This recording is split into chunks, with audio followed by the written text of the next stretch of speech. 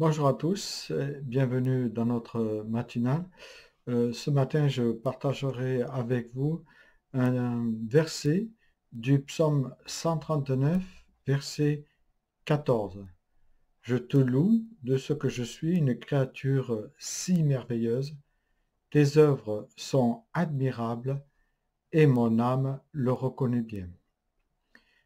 Voilà, le verset 14 est un verset des plus connus du psaume 139 parce qu'il est très encourageant pour nous, quand on le lit, de savoir que aux yeux de Dieu, nous sommes des créatures merveilleuses.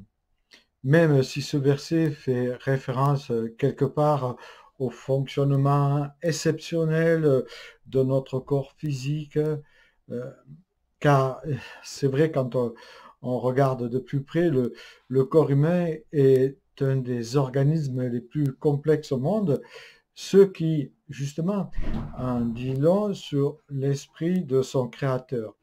Chaque aspect de notre corps, jusqu'à sa cellule la plus microscopique, révèle combien sont merveilleuses les créatures que nous sommes. On pourrait rester des heures à décrire la formidable, entre guillemets, machine humaine, en passant du cœur au cerveau, des pieds aux mains, etc.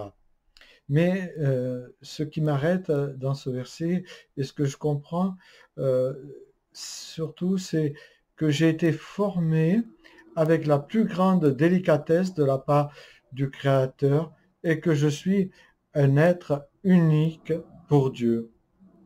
Il n'y a pas deux comme moi, il n'y a pas deux comme toi, même des frères jumeaux, même si tu as un frère jumeau, euh, tu t'apercevras qu'il n'a pas la même empreinte, le même ADN que toi. Dieu dit que je suis un être unique et merveilleux, ce qui m'enlève d'être complexé et de me sentir inférieur aux autres par ce que j'ai entendu, par ce que on m'a martelé comme parole. Je ne dois pas le prendre pour argent comptant, mais je dois prendre pour argent comptant ce que dit la parole. Et la parole me dit que j'ai été façonné de manière très spéciale et très aimante de la part du Créateur. Cela signifie que Dieu a un plan et des projets spéciaux pour moi et il me demande justement de garder une image positive de moi pour apprendre justement à me pardonner et à considérer ce que le Christ a fait pour moi, Pascal, ou pour toi, Pierre, Jacques ou Jean.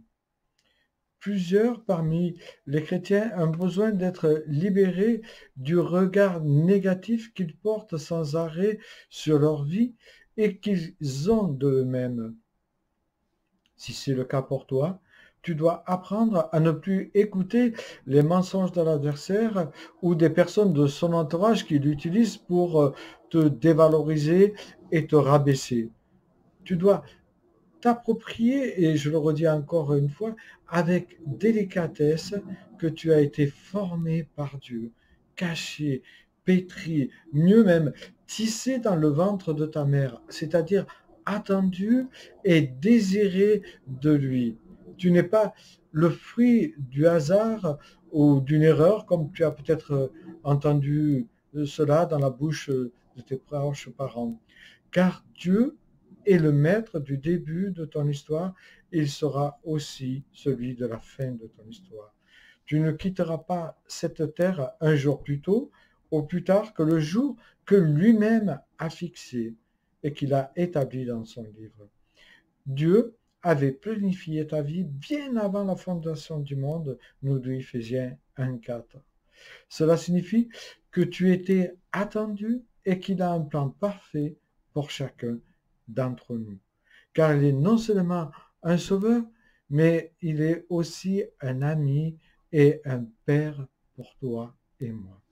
Quel que soit le regard que tu portes sur toi-même, sache que Dieu t'aime pour ce que tu es et non pour ce que tu fais. Pour lui, tu es important, tu es unique, car tu es d'office sa créature merveilleuse. plus tu grandiras avec confiance dans son amour, plus tu découvriras le trésor que Dieu a déposé en toi. Tu découvriras les dons qu'il t'a accordés. Si tu as du souci avec une mauvaise image de toi, je t'invite à afficher dans ta chambre ce verset du psaume 139, verset 14, afin que tu t'en imprègnes et que tu l'appliques à toi-même. Oui, apprends à nourrir ton âme avec les promesses que Dieu a fait pour ta vie. Médite sur ce que tu as déjà reçu de Dieu.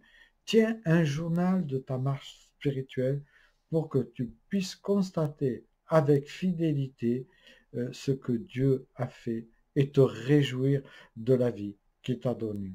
Je te souhaite une bonne journée.